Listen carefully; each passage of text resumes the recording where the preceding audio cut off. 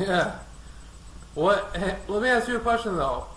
Okay. Do you believe that humans have some sort of genetic connection with ETs? You know what? I don't really give that much thought, but I am totally convinced that aliens are walking among us. How much human DNA they have in them, I haven't really begun to give that any kind of thought. But they would have to have quite a bit if they're walking around looking like humans, right? Yeah, I'm under the strong impression that there are people that have some human DNA, but more extraterrestrial connection to their DNA. Okay. And they look like people, they can blend in like people, but they have supreme authority. Humans are they're the ones who they're more familiar with anything that we're in, like hospitals or religions or law or anything like that. They would be masters of it, and they would know it a million times better than any person. And I Why think is that?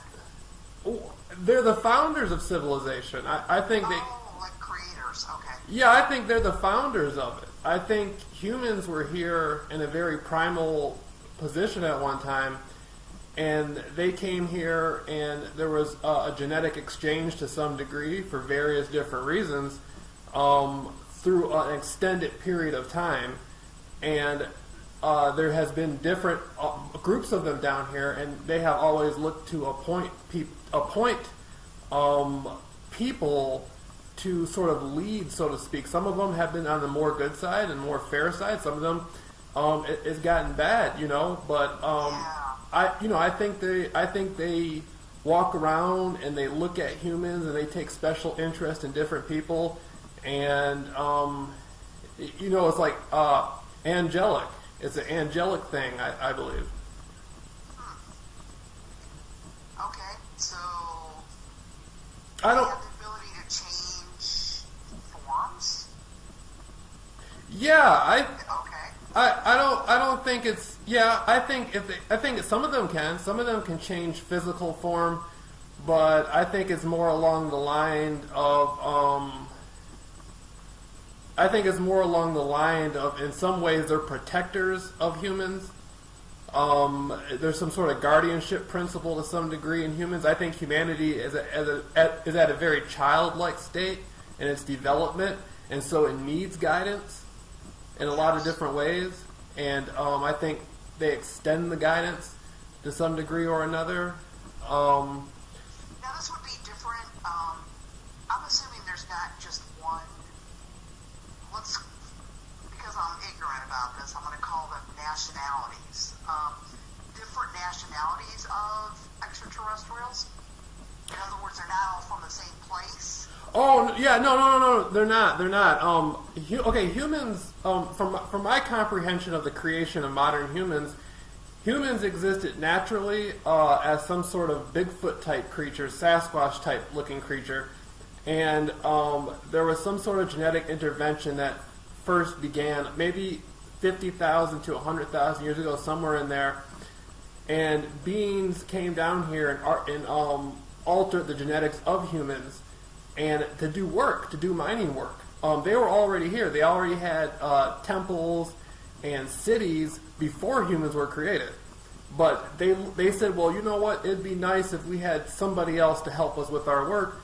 Why don't we create a helper? And let's make him in our image.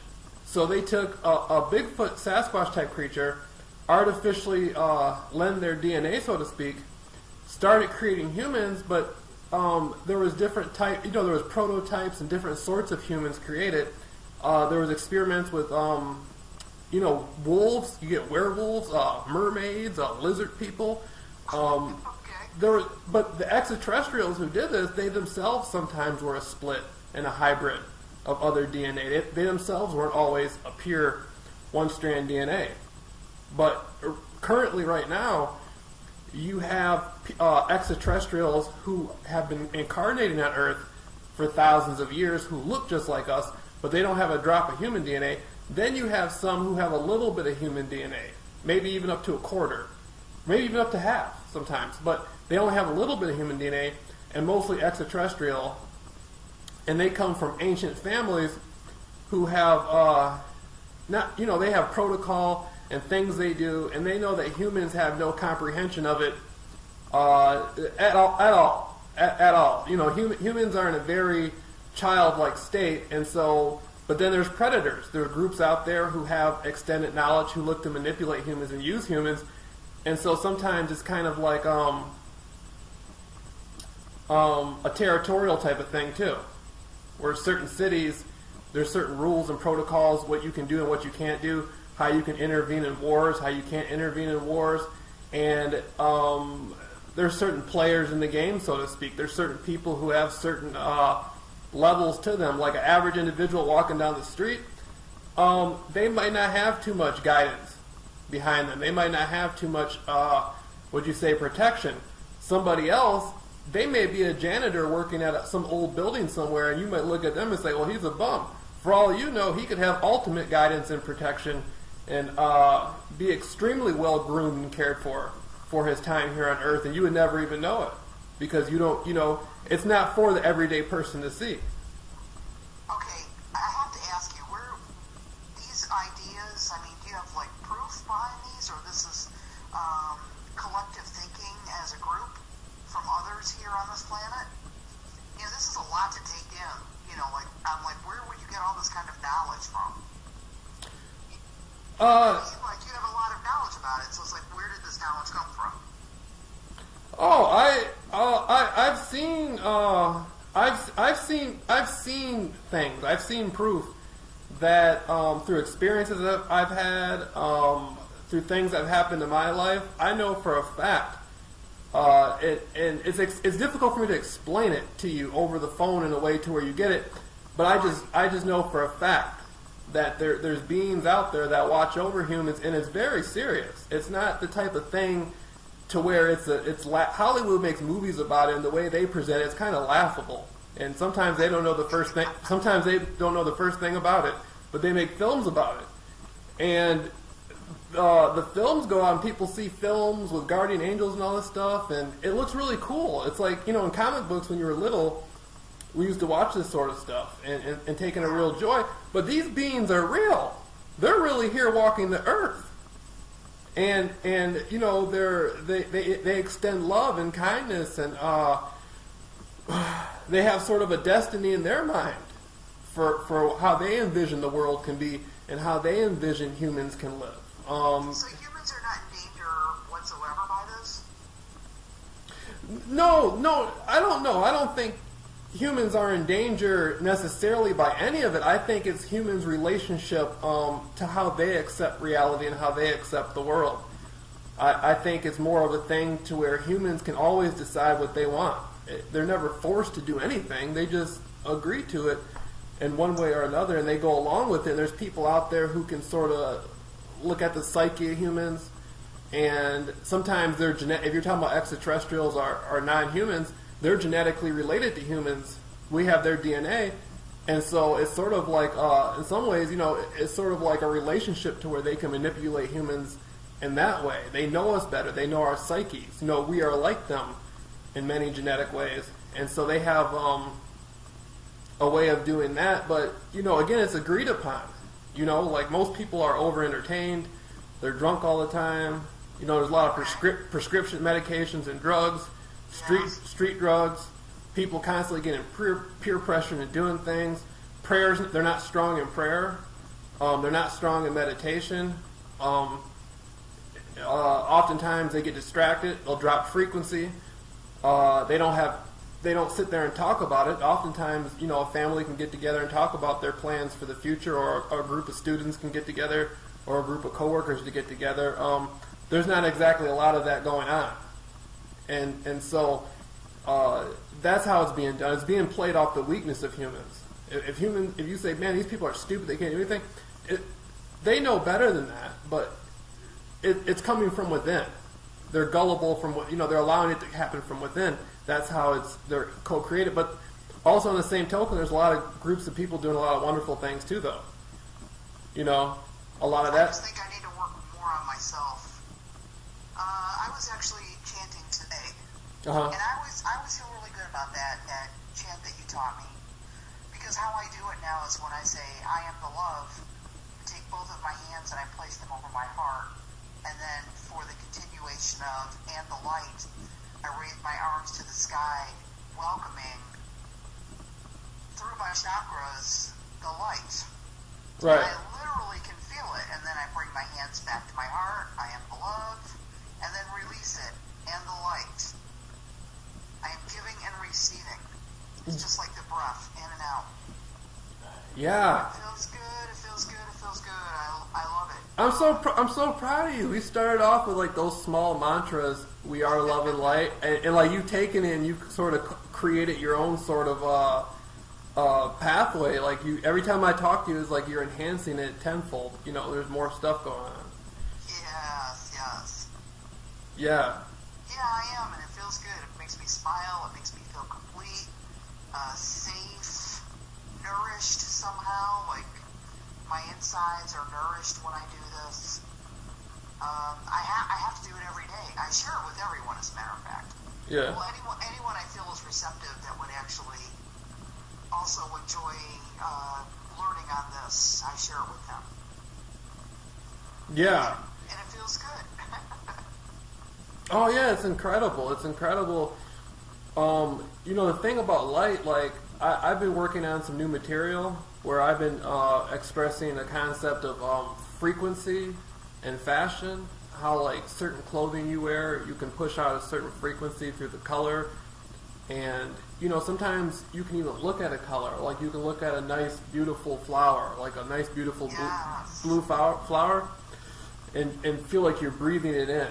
You know, feel like you're breathing in the flower, the energy, everything, and exhaling it. You can look at like the moon and go out, you know, develop a relationship with the moon and go out and look at the moon and feel like you're breathing it in, you're taking it in, and it's clear. I was wearing a lot of red the other day, and people were so receptive to me all day long. Well, men were so receptive to me. Even people were saying to me, that color looks great on you. It was almost like the red was a distraction, and that's all they could focus on, so then they would have to say something to me. And I even went to the pharmacy to get my medications filled. The pharmacist was looking at me, and he was asking me my date of birth. And he repeated it several times, and he's looking at me. And I said, yes, 59. You know, I'm 58 years old. Right. You know, and he's looking at me like, this does not compute. I said, I am 58 years old, and I'm rocking it.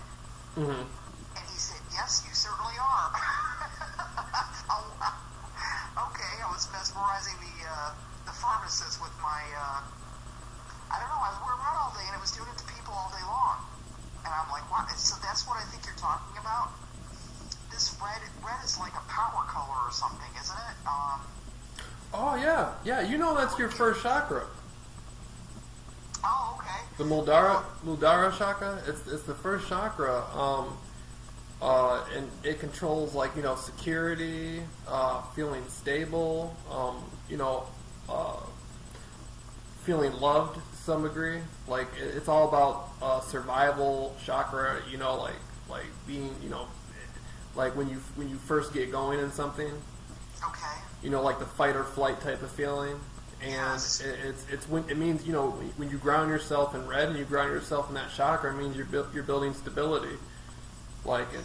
I felt confident and powerful with that on, actually. Oh yeah, it's very powerful color. Red's one of the most. You know, you notice when you walk in a room, like you said, everybody will look at you if you're wearing red.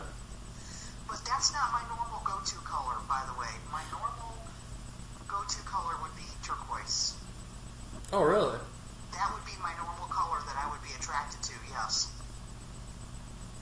Would be the blue-green together. Mm-hmm. I don't know why. I just always am.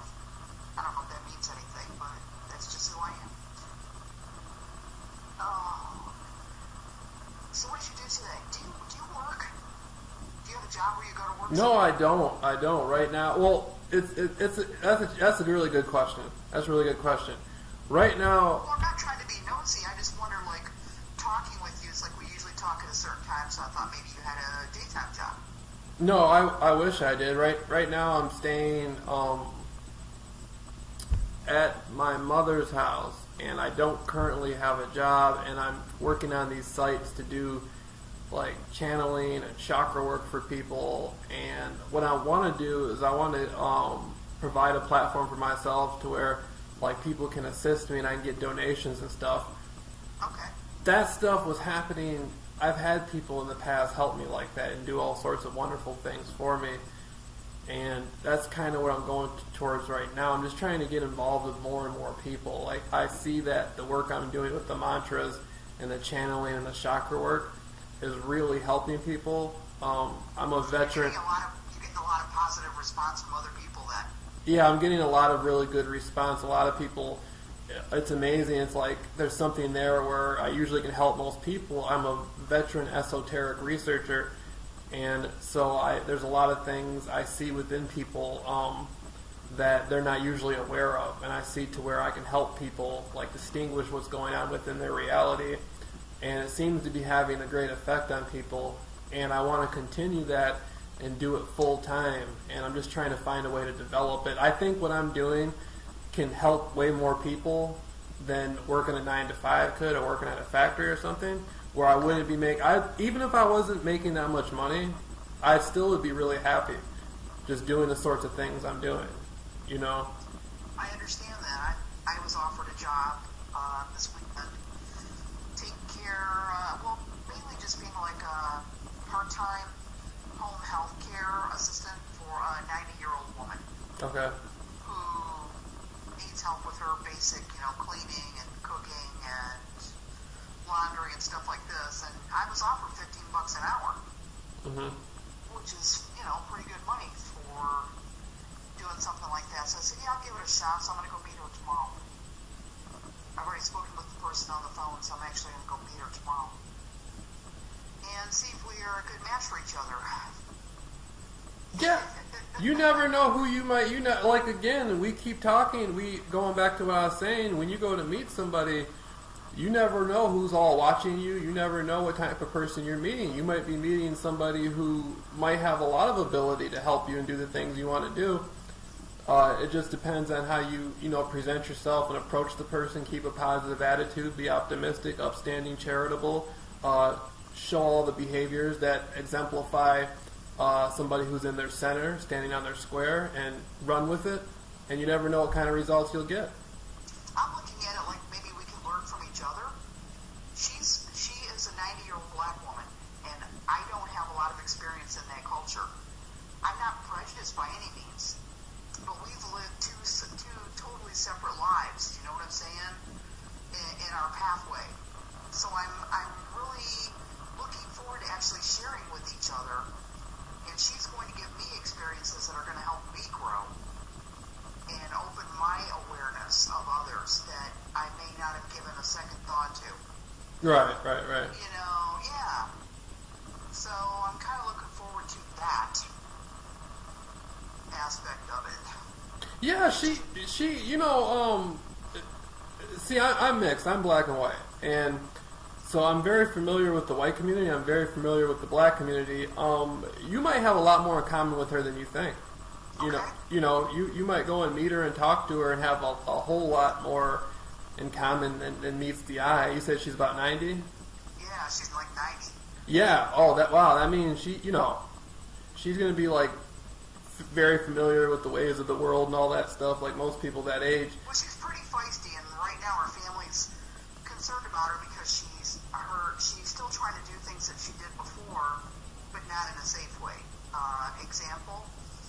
Her laundry facilities are in the basement. She will literally put her clothes in a bag, throw the bag down the stairs, and then scoot down the stairs on her backside to get down there without falling. Now, that's no way for somebody to go, but I understand her tenacity and her drive. She wants to remain independent. She's going to do it any way that she can. And honestly, that's kind of my spirit as well. So I think we'll get along really awesome on that front. It's like, okay, you want to do these things for yourself, that's great. Let me do the physical part of this, and then bring your things to you, and you arrange them like you like, like folding or whatever, Right. want to have her engaged in her life. You know, it's amazing that you're going to meet her because something's telling me that she is somehow going to be familiar with the mantra stuff that you've been working on. The way that you've been changing the mantra stuff over into like spirituality and light, the other stuff, you know, the way you've been formatting for yourself. Something tells me she's going to be really familiar with that. Well, she's a religious woman. Okay, yeah, like you were, yeah. Yeah, she's religious, and she's also a businesswoman where she had her own business for many years. I'm sure there's a lot of things that she could probably teach me. You know, I have a lot of respect for the elderly, especially when you can speak with them and they're lucid in their mind and they can share things. I used to do that with my own grandmother. I would share things with her about her life and she would share her life with me. And then I would learn what life was like for her as a young woman and the different experiences that they had and the things that they, just to get through their everyday life, the crazy stuff that they did that seems barbaric to me. And it's going to seem like my life, the things that I went through are going to seem barbaric to someone 50 years from now. Right. You know, like the way that we treat illnesses or injuries or anything like that. So that's interesting to me in that way. I like to learn off of people. You know, I have to keep my own ego out of the way. That's a problem. Yeah, well, you know, the ego, sometimes it's good to have ego. Like it gives you a direction, like directiveness. It gives you a sense of self. You know, so it's very needed sometimes. Like it's not always. Yeah, I'm pretty forward with that though. I'm not really a shy person. I'm really confident, and I think it's because I've had to step forward my whole life, and I haven't had the opportunity to be sheltered. You know, I grew up in a household where my father died. My mom was a paranoid schizophrenic. My grandmother was trying to raise us, and I was running the streets and did whatever I wanted from the time I was 14. Hitchhiked into Canada. I did all kinds of crazy stuff. And not afraid of the world at all. And I still am like that. Right. Step forward with both feet in there. It's like, all right, let's try this on for size. What's this feel like? I like to have an open mind about things. I don't want to close my mind and say, oh, that's bullshit, or I'm not going to believe that. And that's why I question you about, like, the things that you talk to me about. Yeah, yeah. Because I want to know, like, okay, how did you learn these things? Did you just know them? Were you taught by someone else? Oh, yeah, yeah, like, okay, when we're talking about the ETs, like in any area of, it's very basic, like in any area of civilization, no matter how far back you go, you'll find within legends and mythology the tales of the people who came from basically space here, like came from the heavens, outside Earth, whether you're talking about biblically with, in Genesis, which Genesis means Genesis. That's the definition of Genesis. That's where it comes from. The creation of man, you know, and woman, but any area, you know, Greek mythology, ancient Chinese mythology, any area of the world of civilization, these myths have come, and they're not just myths because they're all the same. I mean, they all tell a very intimate story where they're all going back to one main source, along with the myths and the legends of people who had to be underground for a certain amount of time. Back in Atlantis, Lemurian time, there was some sort of catastrophe, and people had to go underground and eventually come back out of the ground. That's known throughout the world. There's just certain things that are Rotarian in nature. The zodiac, for instance, is another thing as Rotarian. It's world known. There's in any area of civilization you go into, there is a zodiac. Whether it be ancient China, you know, the Mayans, the Aztecs, you know, over in Europe with the ancient Druids, anywhere you go in the world, they have a zodiac. There's certain things that in any area of civilization, they're there, and it's the same stuff over and over again. And once you start connecting the dots, and you start raising more questions and cross-referencing it, then you get to realize, you know, this isn't just talk of a bunch of people a long time ago that were looking for answers and couldn't find them. There's something with this, and then if you take that and go out into the world and you start trying to peel the layers of the onion, so to speak, and figure out how is this world working, who's walking around, how's everything happening, you'll find out that these beings are still here with us today. They haven't gone anywhere. They're still here on Earth, and some of them are very good natured and good willed. They're following a direction that has principle and whatnot. There's some people, they're like people too. Some of them are a little bit neutral. Depends on how they wake up in the morning, what time of day you catch them. There's other ones that are a little bit manipulative, so to speak. And then it goes off. They have, they're multilingual. I mean, they can speak all Oh, languages. they're the masters of language. Without you can tear a city down and the words will still exist. You have to have cities to build. If you don't have words, you can't build anything. You have to have words and symbols to build a city. And there used to be a time where very many people couldn't read and write, and these beings, for thousands of years, would set up civilizations. They're masters of etymology and words. I mean, words have power. That's where you get spells from. You can't cast a spell without words. It's magic, really. I do like my words. Yeah. That's my forte. It's language.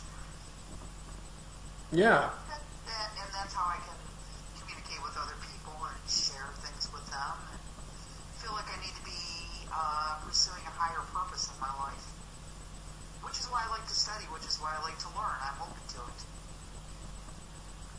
I don't pretend to think that I know it all and that maybe something that someone shares with me is not possible. Like, you're meeting people that are like-minded as yourself and accepting and open. And then you might meet people that are like, what? That's crazy. I don't believe that shit. This dude's crazy. Right. You know what I mean? Like, and when you come across someone like that, you just dust your feet off and move on.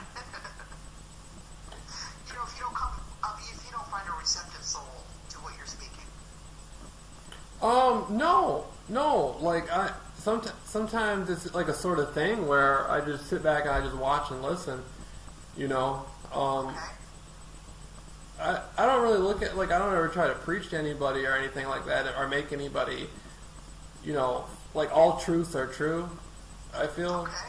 Okay. And so if somebody else is saying, wait a minute, that's not where I'm at, my truth is over here, then Okay, alright. Or maybe we'll agree to disagree. Be like, okay, well, that's how you feel. And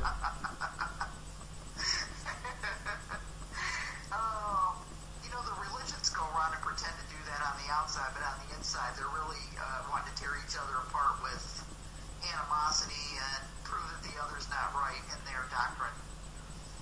This is what I notice about organized religion. mm-hmm. Everybody's supposed to be worshiping the same God. You're beyond all that. You got so much more going on. No, it is. I mean, it is. Okay. It is all the same, really.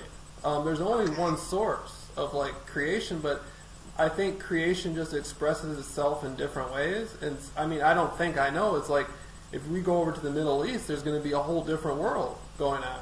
If we go to China, it's a whole different world. More similar now than it was maybe 100 years ago, 200 years ago, definitely 500 years ago, 1,000 years ago.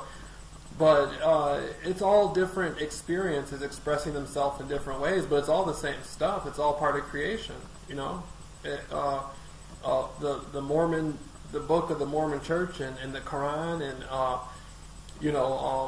Buddhism texts and stuff, they're all just expressing different perspectives of creation, different perspectives of the infinite. Like, you can't limit the infinite. By saying that one book is describing all the answers and everything, that's limiting the infinite. That's saying that all the power that created everything has no more power than one book. It doesn't add up.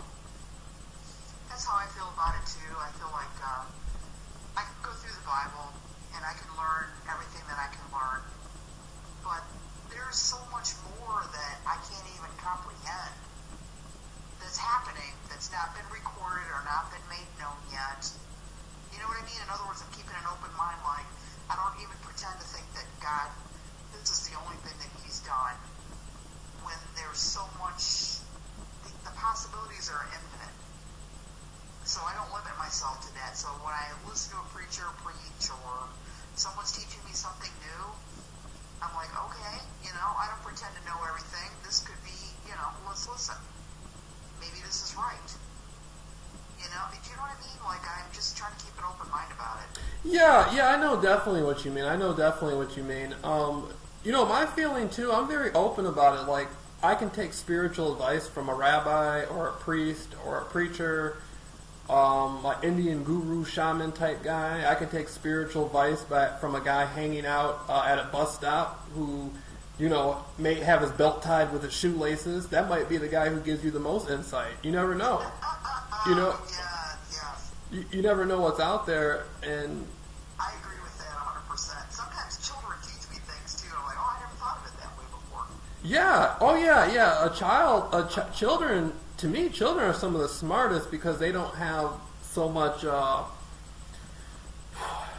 They don't have so much conditioning from the adult world. I think the more time children spend around adults, it's not so much verbally what they pick up on, but the vibration of the adults. If you can think back to when you were a child and you think of somebody who was bigger than you, when they walked into a room, you could really feel their energy.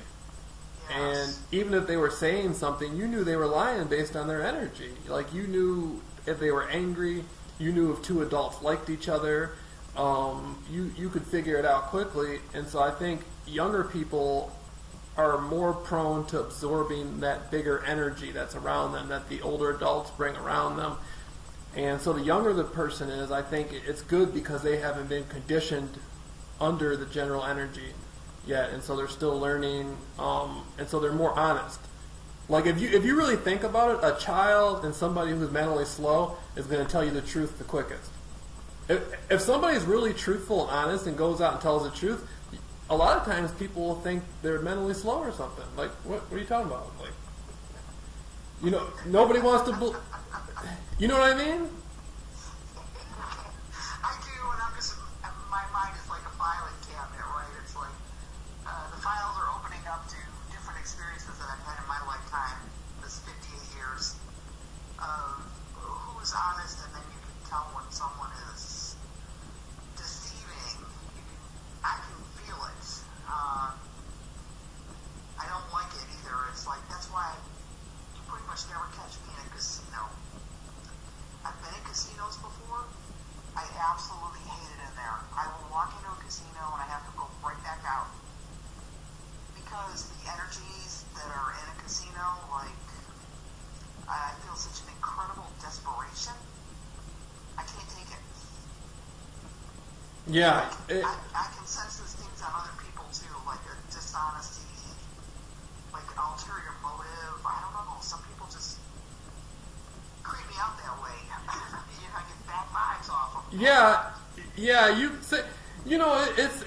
It's kind of bewildering because a lot of times you can look at somebody and the person, you can tell by looking at them that the person's corrupt. There's something there. But if you really like the person, you may put that aside and be drawn in to some degree. Family members are good at that. If you've got a family member, you say, that's still my family member, but there's something there, but it's still your family member, so you put up with it to whatever degree. But, the same thing happens when you fall in love with someone. It's almost like you're sugarcoating or making excuses for behavior that doesn't belong there. And I certainly have been guilty of this. Wanting to believe the best in everyone and then putting a sugarcoating on it, or like, oh, well, maybe they're acting this way because of this. Giving someone just the total benefit of the doubt of why they could be doing what they're doing. And I'm always shocked at how well some people can hurt other people without even a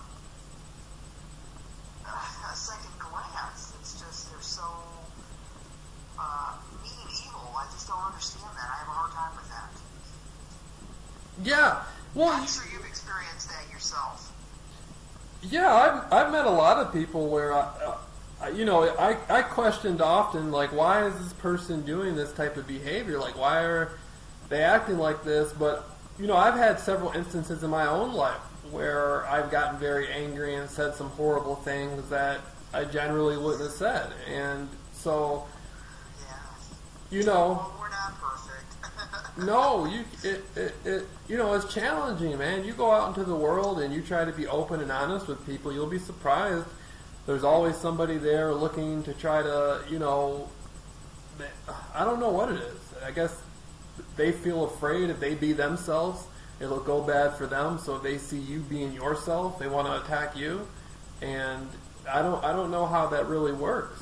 But there's something there like that. But then there's always a lot of amazing people out there that you come across too, who are good-hearted and interesting, who will help you. There's people who will help you do the things that you want to do. There's people who are willing to be acceptable. Like if I see you at a store and I really don't know you, but I see you struggling, like that thing you sent me. People know each other through soul, not through looks. Yes. Right. So that's how I really feel. Like I can look at somebody, and if I get a feeling like, okay, I see where they're at.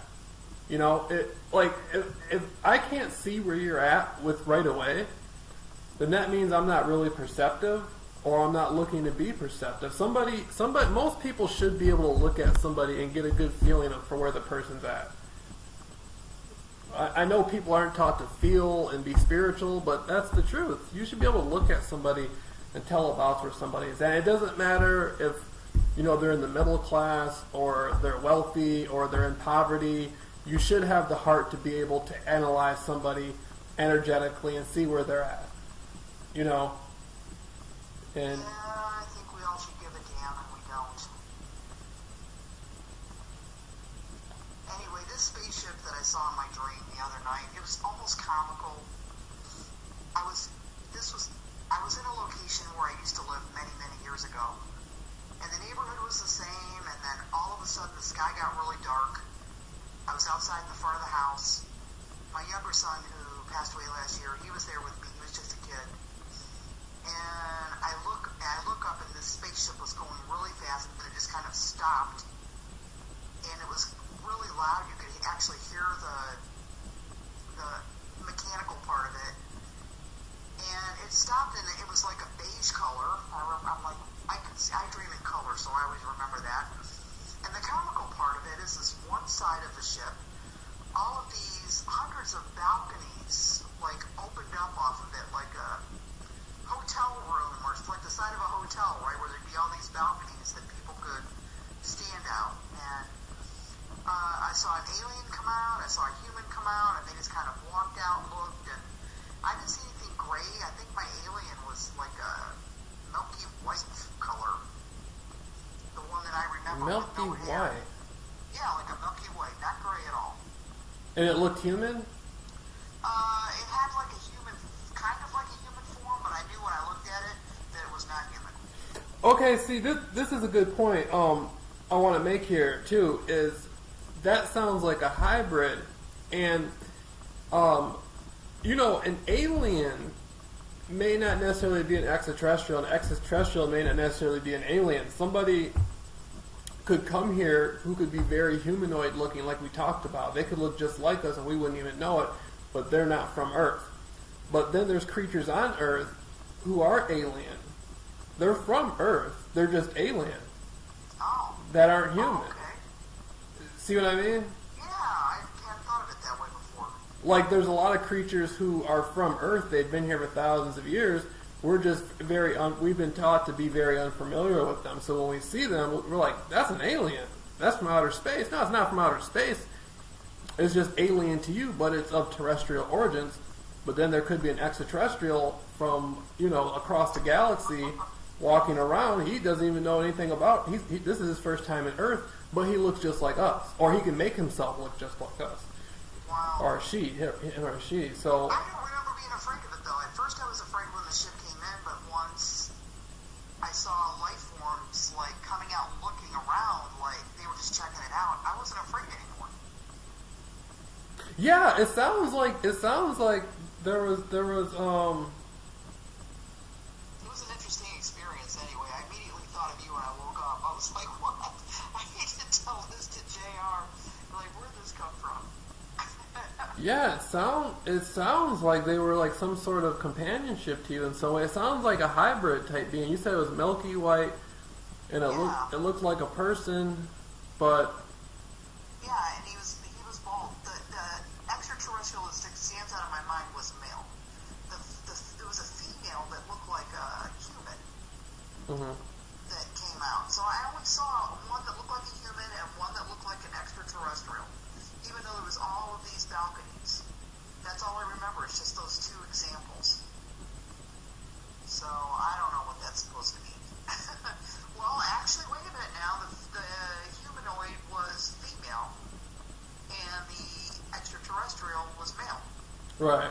I never saw his genitalia, but I just assumed he was male because of his size and his the way that he looked. I just assumed that he was male. Yeah, yeah. Or it could be both. Have you ever heard like that? I've heard the saying that angels may be both sometimes, but angels and extraterrestrials. There was some movies that were made years ago. A guy named Christopher Walken was in some films called The Prophecy, Okay. and it was like horror movies, but it was supposed to be angels, and the angels were both sexes for some reason. They were like hermaphrodites. And ever since I saw that when I was little, I saw those films. I thought for some reason that maybe extraterrestrials or something. Maybe they have both. I don't know, but it's You know what? I've never really considered whether angels are male or female. For some reason, I just always assumed they were male. Yeah, yeah. Okay. I think they're See, both. angels are supposed to be like warriors for God, actually. They're not these little cherubs floating around with a harp. They're actually going to be coming to this planet, if you believe biblical prophecies. They're going to come as warriors. And, they're not coming and they're going to be large. They're not small. Oh yeah, you're talking about like the giants, like the Nephilim and Yeah, like we're getting ready to study the book of Revelation, and there's going to be a lot of that in there. A lot of that trying to figure out what somebody was actually trying to say when they were writing all this down. Because people say the book of Revelation is like talking about the end of times, and it's all, it was like somebody's vision that they had, different prophets' visions that they had, and they were writing these down. And it's all about the end of the world, of this world. right. So that ought to get interesting in this class that I'm taking. The mix of personalities in there, I can't wait for this. It sounds like you've been doing a lot of biblical reading, have you? Yeah, well, I'm not doing it at home as much as I used to, but I have a couple classes that I take. I actually go to the church and study. And I wish I could say I'm fluent in it, but I'm not. I got quite some notebooks going on, though. I'll tell you that much. Where I'm writing stuff down in the notebooks about what I'm learning, so I can try to understand it. And I have to say one thing: since I've been studying, I am understanding it a lot better. I mean, I can remember before picking a Bible up and saying, "What is this?" It's like mumbo jumbo, not understanding who begot who and the whole history behind it.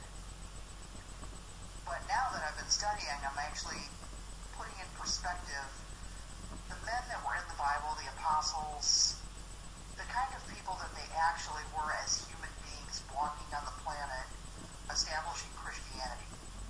Right. As real men, fallible men, they weren't perfect, but they were perfect through God used them, and they had tragedies that they went through, and things happened to them, and they were human. So I put that into perspective from my own life. I'm like, well, for the most part, God does not use the very best of the best. He usually ends up picking up the ones that are troubled the most or have the most problems, and these are the ones that he makes mighty. So that's a good thing to think about in your lifetime as you're going through, like, okay, I'm not the most perfect one, I'm not the strongest, I'm not the smartest, but God can use me in so many ways to change things, and that's what he did in the Bible with many of the men that were written about in the Bible. Yeah, I agree. I think a lot of times like intelligence is so misunderstood, so to speak. I think people, for most part, I don't think people use their intelligence as it is. Like people look for intelligence. Oh, my vocabulary has to be more extensive. Oh, I have to understand this calculus problem. Oh, I have to learn about quantum physics a little bit, and that makes me intelligent. Or, your intelligence can be used in many different ways. I mean, wolves are very intelligent. They may not be able to have some, extravagant lexicon, blah, blah, blah, blah. But they're intelligent creatures, though. They'll know things we'll never know. They're highly intelligent. It's sometimes more so than humans in many ways. They just use it differently. Like the people that live down in the jungles of Brazil, they're highly intelligent. They just use it much differently than the people up here in the North America use it, in the West use it, so to speak. And so it's like book smart and intelligence. It's a whole completely different thing, Well, from my perspective, and I really shouldn't generalize like this, but it seems to me that the people that are more book smart are a lot less street smart. It's almost like they're really naive about a lot of things, or they're kind of dumb about the way life actually works. But they open up a book and they can tell you just about anything you want to know that comes from that book. But I'm trying to be a little more book smart. I have to tell you though, I'm not really applying myself. I was all into it wholeheartedly all summer long, and I've gotten away from it the last couple of months. And I don't like that, actually. I don't like I had a real hunger for knowledge, and I'm getting lazy with it. I don't like that part of me, getting lazy with it. Right. But I'm learning stuff off of you now, too. Yeah. Well, the thing about it is like when we were doing the love and light mantras, I've been learning more from that than anything, like the spiritual stuff. It's like when you get into that vibration, you can look at stuff and extract more information from it. Like, the higher the vibration you're at, the more information you get from a certain scenario. Like, I can look at something occurring, and if I get into that real high level energy state, I'll get different information from the scenario. Does it kind of make sense? Like, since I've started to work with this in my life through you, there's a more peacefulness that's coming to mind, a peacefulness and a confidence. And it seems like okay. good things are coming my way. There's a different set of things that are coming my way. And in the same token, I am flushing out other things that were negative and hurtful to me. And I did this the other day again. Someone that I dated a couple of years ago came back into my life on Christmas Day to send me a message out of the blue. Mm-hmm. And I haven't seen him, I haven't talked to him in like 9 months. And he's like, oh, I really miss you, when can we get together, blah, blah, blah. And he actually called me the other day. He was on his way to work and he called me. And within 5 minutes, not even 5 minutes of the conversation, I was like, oh, now I know why things aren't meant to be here. His energy is so... He's like one of these people that just, at the drop of a hat, just starts like a Dr. Jekyll, Mr. Hyde kind of thing, where 1 minute he's really fun and joking, and the next minute it's like he's angry and hurtful. Right. And I almost hung up on it, because I was like, whoa, like, I don't want this in my life, and I'm not going to put up with it, right? But I thought, okay, let's just finish up with the conversation, and then I'm done with it, and I am. And I don't regret it either. It feels good. There's no regrets. It's like, all right, this is not meant to be, and I believe that if things don't roll along and continue on, they're not meant to be. Yeah, of course. There's a lot of things that happen that we'd like, like especially me, I mean, there's a lot of things that have happened I'd like for them to have gone differently. Like every day I go out and I do something different in my life, it's just like, man, I wish I could have did this different this day. I wish I could have did this different. But it's just like it's a lesson. It's a lesson I need for whatever reason, and so I just kind of go ahead and learn to roll with it. Just roll with the punches, learn what I can, come back stronger. Like you were saying, it's not how intelligent you are or what your position in life is. It's how hard you're willing to work for something. Like, if somebody's an executive on Wall Street, okay, well, if he's waking up at 7 a.m., well, I'll wake up at 3 a.m. He's not going to get up at 3 a.m. I know I will if there's something I need to do. He may be willing to go to these certain limits. There may be other things I'm willing to do. There may be other certain sorts of abilities I have that I may have to tap into in order to achieve my goals. There's ways around stuff if you really want to get there. You can't let your financial, your educational level, any of that stuff stand in the way. You always have, you have to keep the ball rolling no matter what, and constantly build, and you can achieve what you want. Like, I always look at blaming other people. That's irrelevant. We all do it. We all find stuff we can blame on people. Yeah. But all blame does is give somebody else power over your life, and it's a game. It's the blame game. This person's, the president's responsible. My pope is responsible. I didn't like the speeding ticket I got the other day. The judge is responsible. My teacher is responsible. My mother is responsible. My father is responsible. I can sit here and give out a laundry list of people responsible for things that have gone wrong in my life, but you know what I mean? It's me. And then you think about, you got to do some self-reflection, which is, in my opinion, a sign of intense intellect. If you can actually sit back and say, whoa, wait a minute, let me think about what I'm doing here. How have my actions played into this entire scenario, and I've twisted it. Right. Because I wanted to go this way, and I'm not really considering the other person's energy, like what they got going on. I just know they're not giving me what I expect them to give me. I came up with a term for this years ago. I call it fantasy island relationships. Like, people do not act like you think they're supposed to act. It started out as relationships within a family unit. Like, okay, I think this person should be acting this way because, let's say, I'm going to use an example, a grandmother.